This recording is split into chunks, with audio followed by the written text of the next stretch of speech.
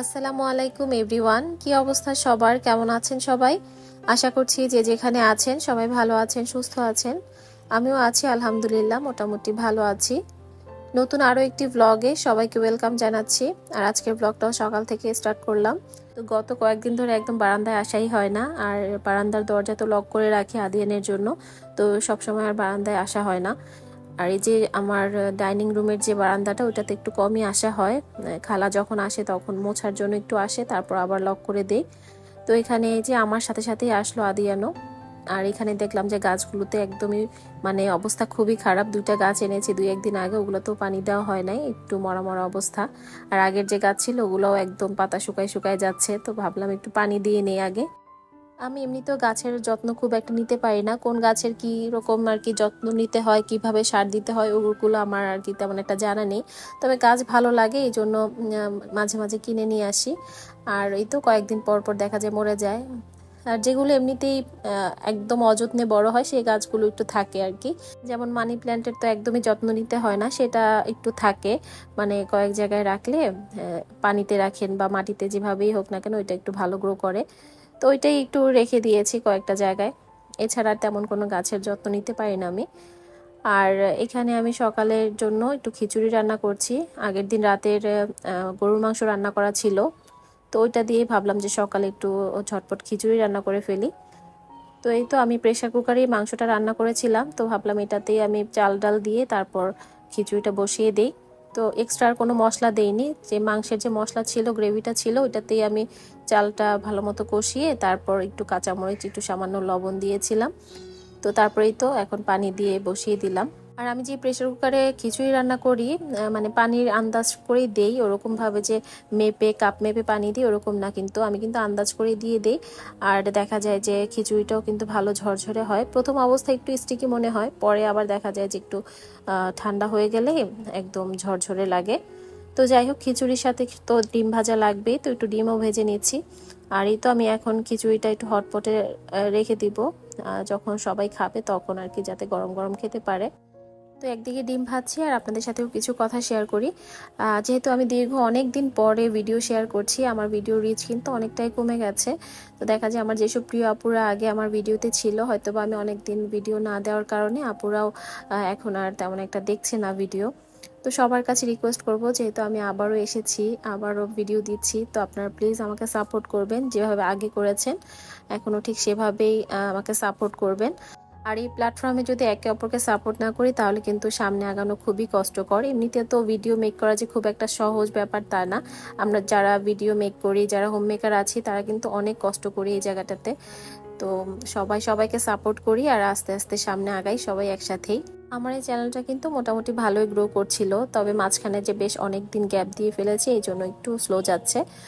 তবে অনেককে দেখি যে যাই হয়ে যাক না কেন, যত ঝড় তুফান হয়ে যাক, কিন্তু রেগুলার ভিডিও মেনটেন করে, ভিডিও দেয়, time to time video share করে। তবে আমার ক্ষেত্রে হয় না। আমি দেখি যখন আমার বাচ্চা অসুস্থ হয়ে যায়, আমার সব কিছু একদম মানে অন্ধকার হয়ে যায়, আমার কিছুই ভালো লাগে না, ভিডিও করার তো দূরের কথা। তো অনেকে দেখি খুব সব কিছু মেনটেন করে, যদি অসুস্থও কেউ থাকে সেটাও ভিডিও করে শেয়ার করে, তবে আমি এটা পারি না কেন যেন। আর এমনিতে ফ্যামিলির যত কিচ্ছা কাহিনী এগুলো আমি কেন যেন শেয়ার করতে পারি না এখানে।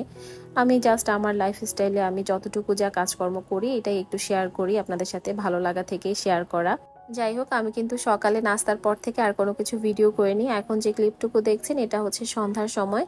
তো আদিয়ান ঘুম থেকে উঠে একটু মানে খুনখুন করছিল একটু আর কি। ঘুম থেকে ওঠার পরে তো এমনিতেই খারাপ লাগে, তো ওকে বললাম যে তুমি দোলনায় উঠবা কিনা। তো প্রথমে না করছিল, পরে বললো যে উঠবে, তো পরে ওকে দোলনায় বসিয়ে দিলাম।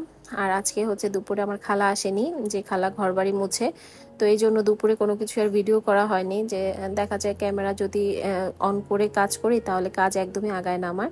তো ভাবলাম যে ঘরবাড়ি যেহেতু আমাকেই পরিষ্কার করতে হবে, তো আমি ক্যামেরা অফ করেই সবকিছু একটু পরিষ্কার করে নিই।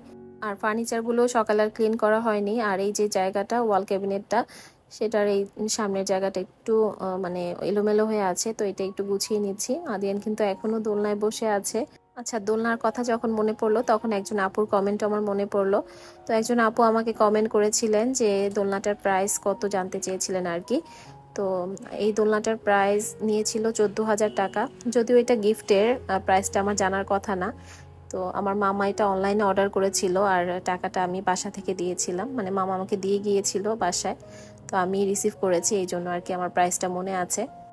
দোলনাটা আমার মামাই পছন্দ করে নিয়েছে, অনলাইনে অর্ডার করেছিল।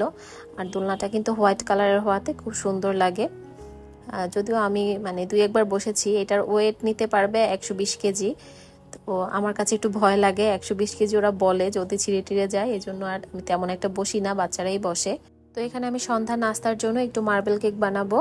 তো এখানে আমি যে ব্যাটারটা রেডি করেছি এটা 2টা বাটিতে নিয়ে নিয়েছি। তো একটা বাটিতে আমি একটু চকলেট যে পাউডার, কোকোয়া পাউডার যেটা, ওইটা অ্যাড করে দিয়েছি 2 চা চামচ, আর একটু দুধ দিয়ে দিয়েছি যাতে ঘনত্বটা একটু ঠিক থাকে এই জন্য। তো এই তো আমি এখানে যে চকলেট চিপস যেটা, ওইটাও নিয়ে এসেছি। এটা আমি সেদিন মার্কেটে গিয়েছিলাম তখন নিয়ে আসছি। এটা বাচ্চারা পছন্দ করে দেখে ভাবলাম যে কেকের মধ্যে দিলে বাচ্চারা এমনিতেই অনেক পছন্দ করে, তো এই জন্য আমি একটা আধা কেজির একটা প্যাকেট নিয়ে এসেছিলাম। তো এখানে কিছু কাপ কেক বানাবো আর এমনিতে একটা বড় করে বানাবো। কাপ কেকগুলো আমি আলবিনার জন্য বানাচ্ছি, টিফিনে দিয়ে দিব এই জন্য। আর বক্সে যেটা, সেটা আর কি এখন খাবে সন্ধ্যার দিকে। ইদানিং আমার কেক বানানোর প্রতি খুব আগ্রহ বেড়েছে। আমি দেখা যায় প্রায় 1-2 দিন পর পরই কেক বানাই সন্ধ্যার নাস্তার দিকে, আর এটা আমার হাজব্যান্ডও অনেক পছন্দ করে। মানে কয়েকদিন সন্ধ্যায় সে বাসায় ছিল আর আমাকে বলছিল যে কেক বানাও, তোমার হাতের কেকটা খুব মজা হয়।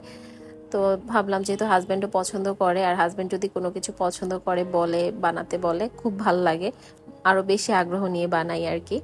এমনিতে আপনাদের ভাইয়া বাইরের খাবার খুবই কম খায়, বাসার যে নর্মাল খাবার ডাল ভাত সবজি মাছ মাংস এগুলোই পছন্দ করে। তো বাইরের ফাস্ট ফুড আইটেমটা দেখা যায় একদম আমি জোর করলে বা বাচ্চারা জোর করলে খুব অল্প স্বল্প খায়, এমনিতে তেমন একটা খায় না।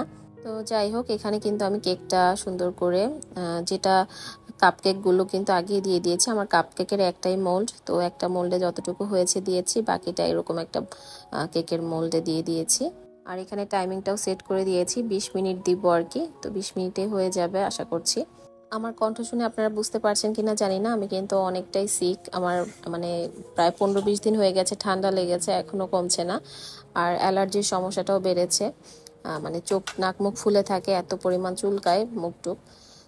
আর ঠান্ডা তো আছেই সাথে, তো খুবই অবস্থা খারাপ আমার।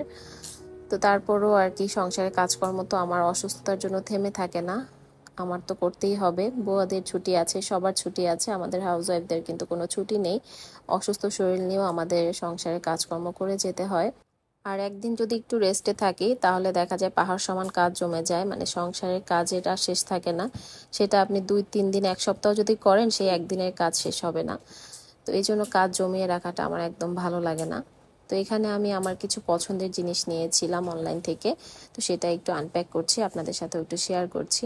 তো এখানে আমি 2টা মানে স্প্যাচুলা নিয়েছি, মানে এটা হচ্ছে একটা সেট, একটা ছোট আর একটা একটু বড়। তো ছোটটা আমার কাছে অনেক কিউট লেগেছে, মানে বড়টার থেকেও ছোটটা বেশি ভালো লাগছে। আর এখানে এটা হচ্ছে একটা মেজারিং কাপ, এটাও খুব সুন্দর, মানে এটার যে প্রিন্টটা, ফ্লাওয়ারের প্রিন্টটা খুব সুন্দর লেগেছে। তো এই মগটার 2টা কালার ছিল, একটা পিঙ্ক আর একটা রেড।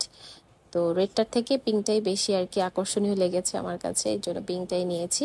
এগুলো আসলে শখের জিনিস, এগুলো কিন্তু প্রয়োজনের কিছুই না, শখ থেকেই কেনা। এগুলো ছাড়াও কিন্তু সংসারের কাজকর্ম খুব সুন্দরভাবেই চলে যাবে, তবে ওই যে শখ করেছি আর একটু চোখে লেগেছে, এই জন্যই নিয়েছি।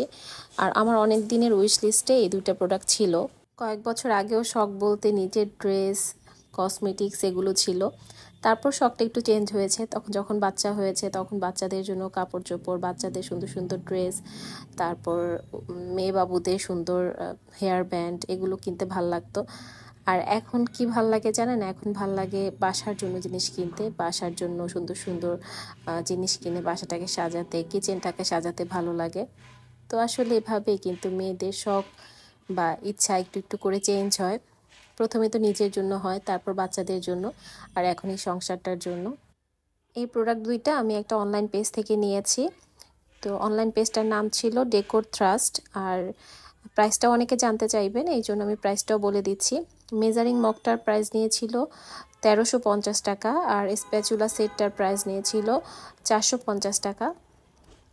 তো আমি একটু গুছিয়ে রাখছি, কোথায় কোনটা রাখলে ভালো লাগবে সেটা একটু আগে দেখে নিচ্ছি। তো এখন এভাবেই গুছিয়ে রাখছি, আসলে সব সময় তো আর জিনিসপত্র একরকম ভাবে রাখা হয় না, মাঝে মাঝে একটু জায়গা চেঞ্জ করলে দেখতে ভালো লাগে, লুকটাও চেঞ্জ হয়। ঈদের আগে আমি রান্নাঘরটাকে একটু ডিপ ক্লিন করেছিলাম, তো তখন রান্নাঘরের অনেক জিনিসপত্র আমি ফেলে দিয়েছি। দেখা গেছে অনেক অপ্রয়োজনীয় বক্স বাটি এগুলো ছিল, যেগুলো আসলে খুব একটা কাজে লাগে না। তো এগুলো আসলে রেখে দিয়ে তো লাভ নেই, তো অনেকগুলো খালাকে দিয়ে দিয়েছি আর বেশিরভাগ জিনিসই আমি ফেলে দিয়েছি। তো এই সব বক্স টক্স যদি থাকে না বেশি, তখন রান্নাঘরটা অনেক বেশি হিবিজিবি মনে হয়। আর এসব বাড়তি জিনিসপত্র রাখলে গোছাতেও কষ্ট হয়, পরিষ্কার পরিচ্ছন্ন রাখতেও কষ্ট হয়, আবার পোকামাকড় এগুলো বেশি হয়। তো এই জন্য এখন থেকে ভাবছি যে কোনো এক্সট্রা জিনিসপত্র রান্নাঘরে রাখবোই না, যতটুকু আমার মানে কাজে প্রতিদিনের লাগে ততটুকুই রাখবো। এই তো এর মধ্যে কিন্তু কেক দুইটা বেক হয়ে গেছে। কাপকেকগুলো বের করে আমি রেখে দিয়েছি, এগুলো আলভিনের টিফিনে দেওয়া যাবে। আর এই যে এই কেকটা এখন কেটে নিয়েছি। তো কাপকেকগুলোর থেকে না, যেটা আমি বড় মোল্ডে বানিয়েছি ওই কেকটা বেশি সফট হয়েছে।